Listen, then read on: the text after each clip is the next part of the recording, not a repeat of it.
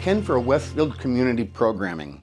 Each and every election cycle for the past decade, we have invited in everyone running for City Council, both ward and at large, incumbent and challenging. And this year is no different.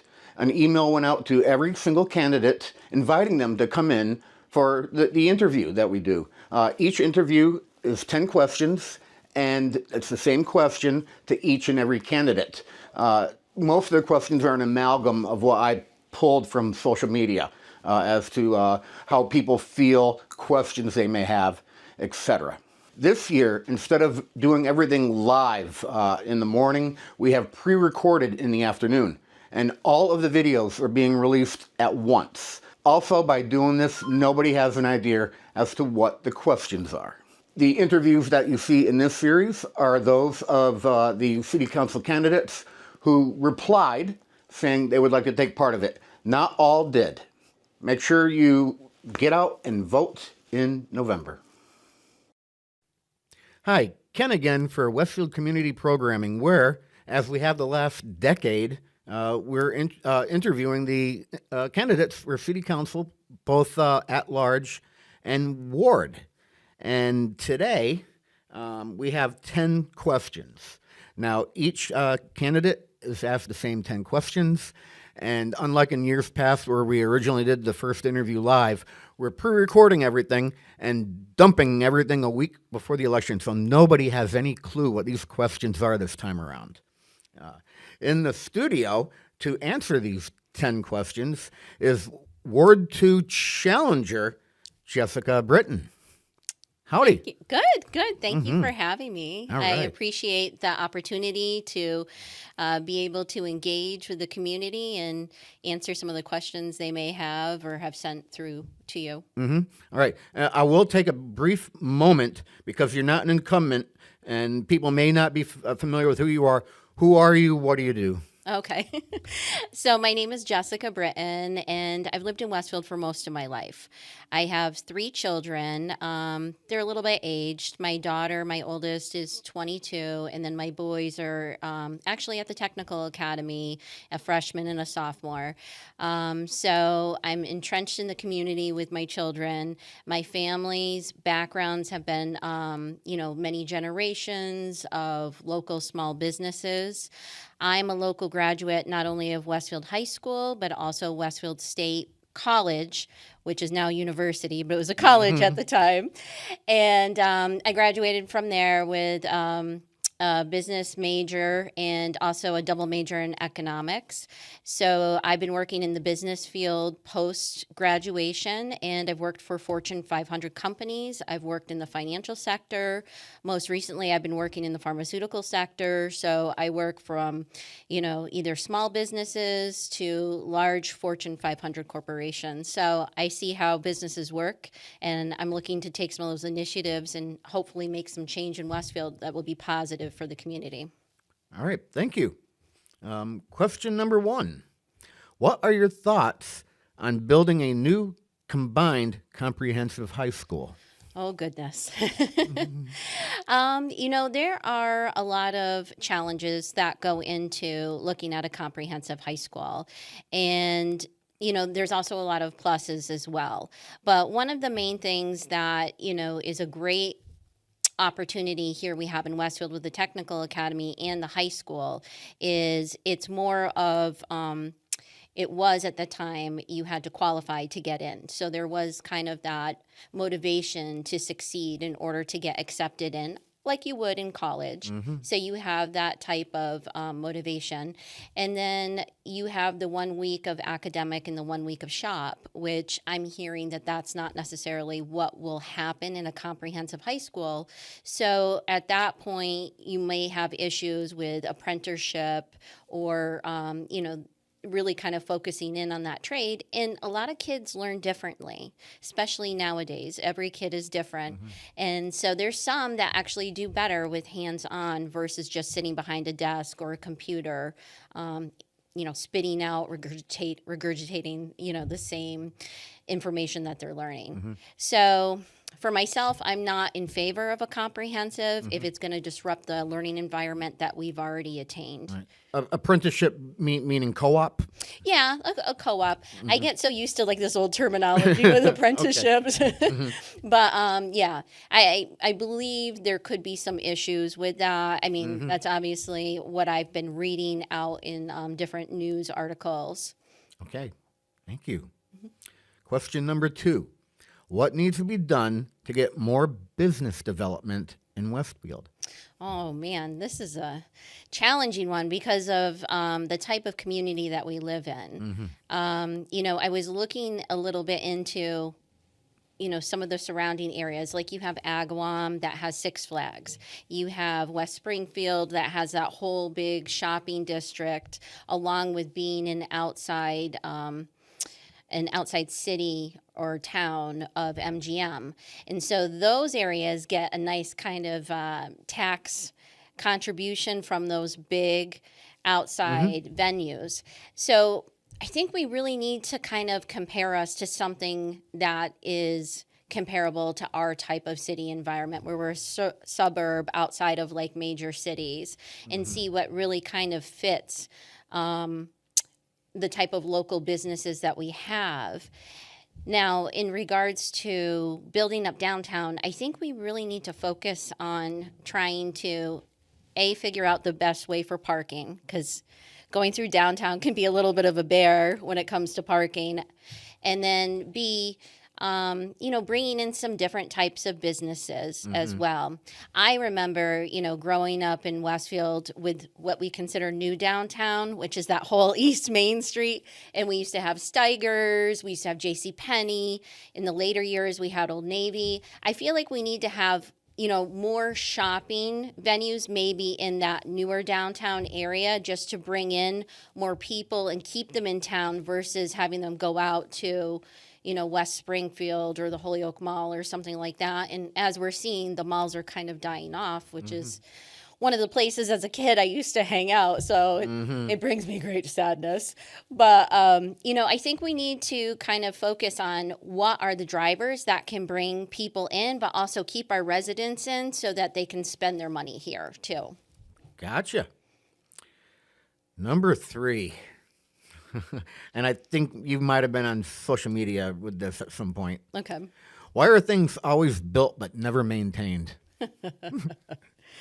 That is an interesting question. I just feel like, we have a lot of great ideas and people come in and they initiate them. But if we don't have the proper procedures in place to maintain it, then it just kind of falls to the wayside. But if we can figure out a way to, like we do in the big business world, we look at a project and we look at the current plans and we bring it out in like a 1 year, 5 year, 10 year. And you have to answer all those questions that you would in like a SWOT analysis. So that would be SWOT stands for strengths, weaknesses, opportunities, and threats. So maintenance and regulation is one of the things that you would want to obviously answer those questions when you're building something out. All right. Planning. Yes. Yeah. Okay. Number 4. And you know what? This is a citywide issue, but Ward 2 and 3, it's where most of the complications are. Number 4 is why do we have dead fire hydrants in our neighborhoods? Oh my goodness. That has been such a huge issue. It's terrible what happened. You're just a few streets away from me, so I know. You know what's going on here. I know.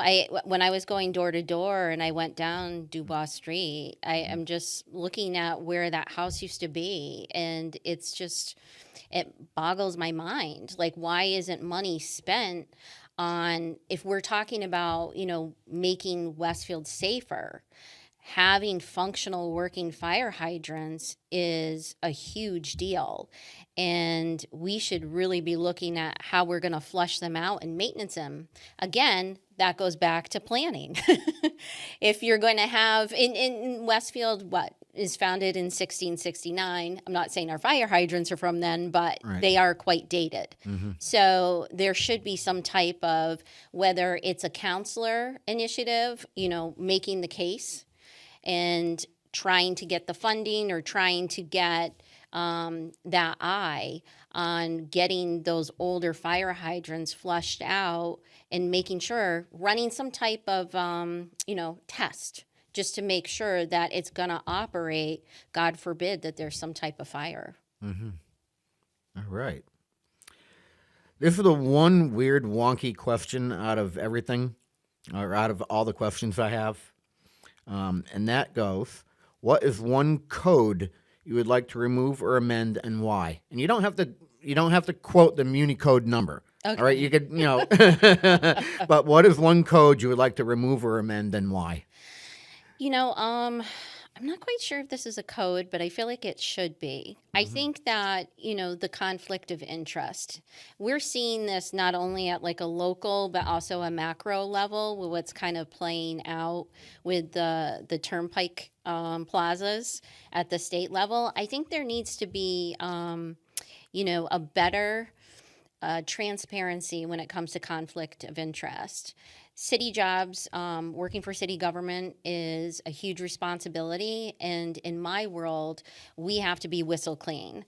I have to go through drug testing, background tests, credit checks, driving tests, records. And so I think that, having that full disclosure of, conflicts of interest and maybe even some type of query or background check on our elected officials, because that's not required.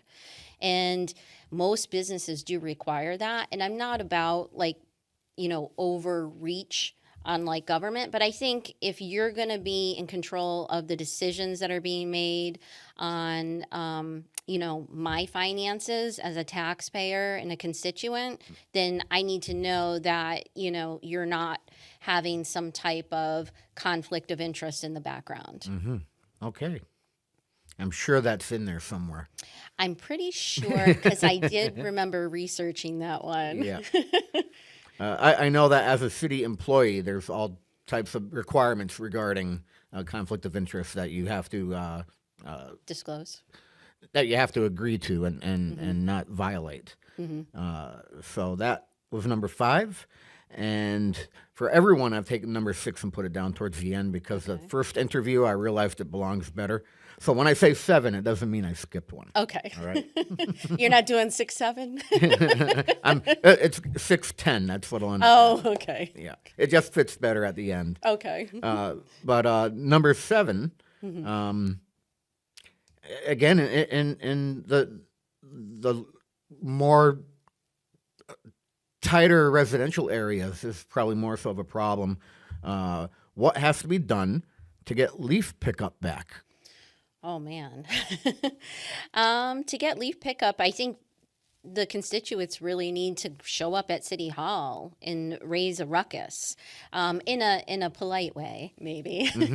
But what we've seen even with the battery energy storage last spring is if we all show up and we have something to bring and we want our voices heard and we're hearing it in numbers, they're going to want to appease us.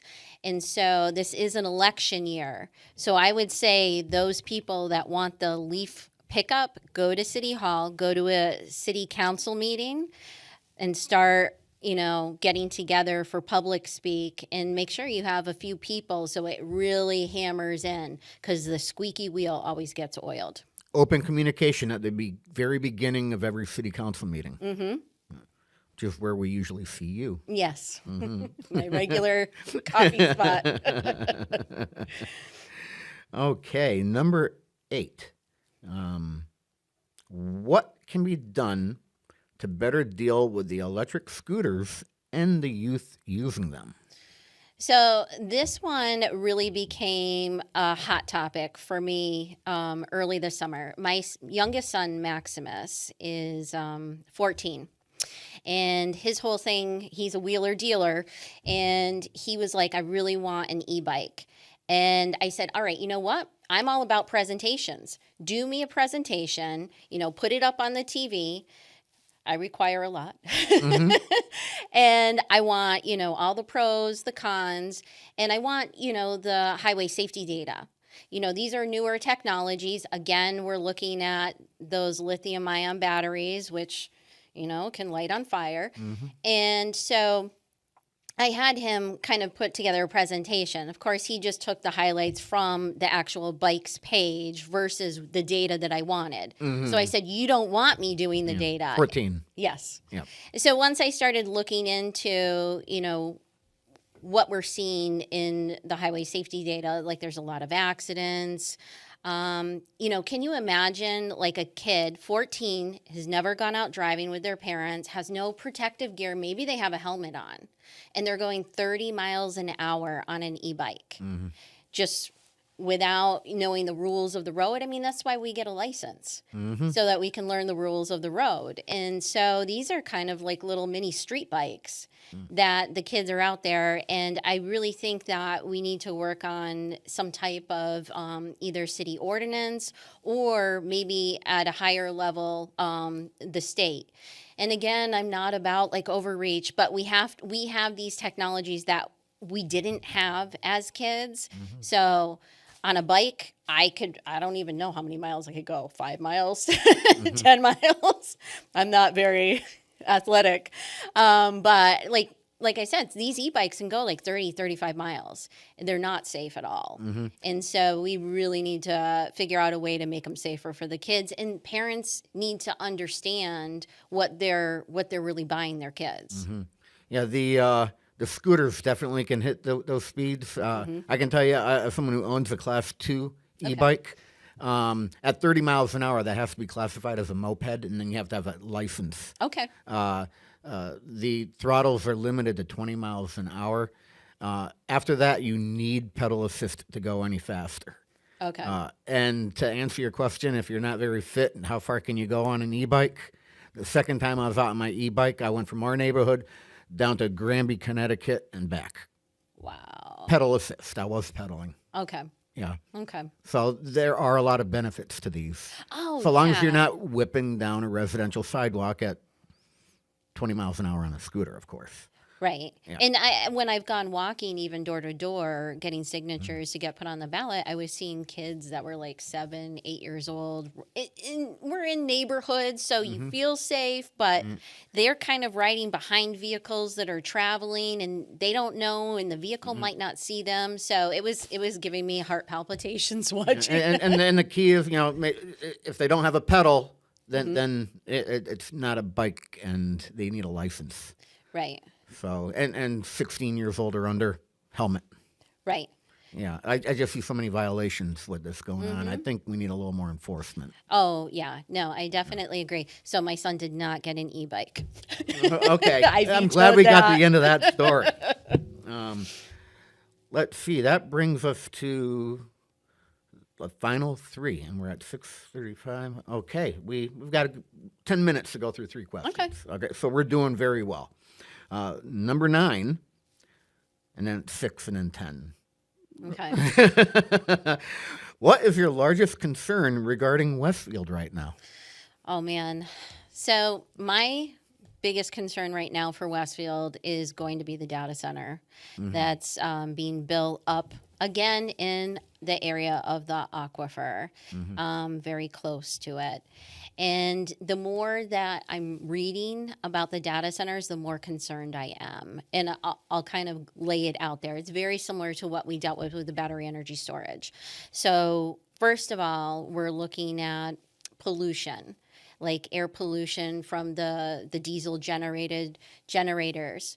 And that can release all types of like fumes and toxic nanoparticles and stuff like that, which can obviously contribute to different medical conditions like asthma and COPD. Second would be the water. The water consumption that you need for these data centers is huge. We're talking like millions of gallons of water, depending on the size, can either be, some I think like out with what they're doing with out in Texas, we're looking at millions per day, Right. hundreds of millions per day. And then on a smaller scale, you could be looking at a couple million a year. So it all depends. But that's fresh, clean, potable water that's being taken up from our drinking supply.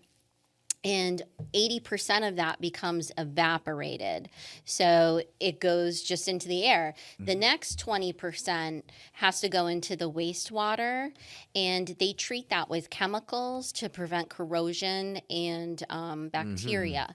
So that water cannot be usable, and then that goes into the municipal wastewater. So we could have the potential to overwhelm our wastewater. And then there's the electricity drain. So, we're all being told kind of like the future of the sustainable energy and, water and stuff like that. I feel like the sustainable 2030 agenda is all about conserving it for the data centers. Because they need so much energy Right. that we're going to have to kind of cut back in order to allow that. And the amount of heat that's generated from these data centers, because they need all the water to help cooling. So there's a lot in the noise pollution with the generators constantly running. So I think that honestly, that is our next biggest issue. And I know it's not going to be on, the ears of everyone. But I just want to at least put the information out there and let people know that, this is still kind of a newer technology that we don't really know the future ramifications of. We don't have regulations in place. And everything's just kind of being thrown together really quickly before we can see what works and what doesn't work. I'm all about like future, what is it, past performance equal future results. So I'm always looking at the history of something or where someone else is doing it and what are their pros and cons and stuff like that. So, All right. So back to 6, but onward to 6, okay. even though we've done 7, 8, and 9. And I've done this with everyone. What is your priority over the next 2 years? I think you might have touched upon it a little bit there, but. My priority over the next few years is to, break up the voting blocks that are out there and really kind of challenge what is being brought to City Council with research and critical thinking and different ideas. I'm not a career politician. I'm not looking to be here forever.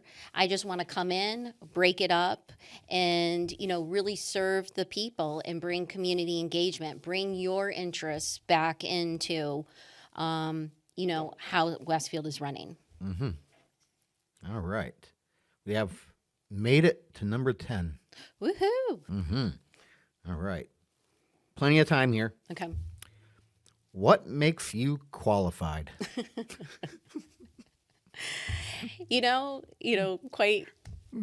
Quite surprisingly, I am just like everyone else out there. I am a concerned citizen. I am a working mother.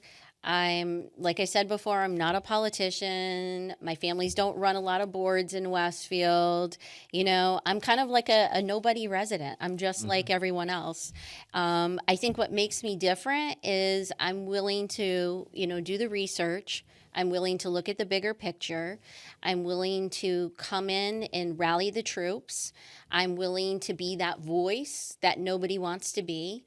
I'm willing to take the criticism that people are going to dish out because, we need to find a way to work together because a lot of these issues that we're facing are not like a party issue, not a right, not a left issue. It's a human issue. And we really have to all find a way to work together and get the job done, basically. Local government isn't supposed to be party related. Correct. Yeah. Correct. And, I do find like a lot of people will ask, well, what's your party status? And they're It focusing on the doesn't matter macro. at the local municipal level. Right. I say, let's just keep that at the macro level. We're all here to make a difference. And if you're unhappy with the way city government is running, then vote them out. bring new blood in. And what's great about this year is there are so many candidates that are running for at large.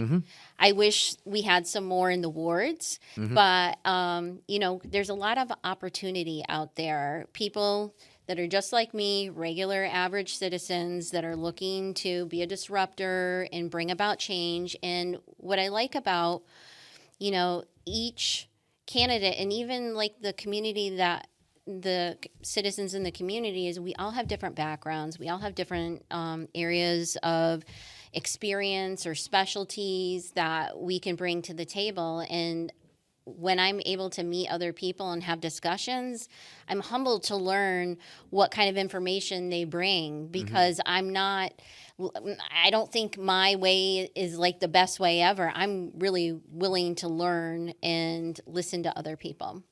Excellent. All right, we've made it through all 10. We're at the stage now where we do have a few moments left over where I'm able to let you get up on your soapbox, address the constituents of the city of Westfield, and make a plea for for their vote for Ward 2. Okay. Well, I will say this. I've been speaking out against projects that the community has not agreed with in Ward 2 for the last few years, whether it was the storage units, 500 at the back of Cycle Street in the old Columbia Manufacturing Plant, which still hasn't gone up, or it was when they wanted to put the police station over on South Maple on the Bend. I was just humbled to be able to work with those people and help bring additional research and maybe bring some of the words that some people weren't comfortable saying. We all have a part in the community, whether it's someone doing research or someone that's going to be the voice or, someone that's going to, stand out there and hold signs. We all bring something. And what I'm looking to do is bring your voice to City Hall. If you're unhappy with the way Ward 2 is running, I will make that change. I want to represent you, my constituents, and make sure that because we're in Ward 2, which is a business district, that the business stays in the business and the residential stays in the residential, kind of like a mullet. And I bring a little laughter in as well. All right. City Council Ward 2 candidate and challenger, Jessica Britton, thanks for taking time to come in and talk with us. Well, thank you for, doing this for the candidates. I really appreciate it. So many people are wondering where we stand and what kind of input we can bring. So I appreciate what you do here. Thank you. Excellent, and thank you.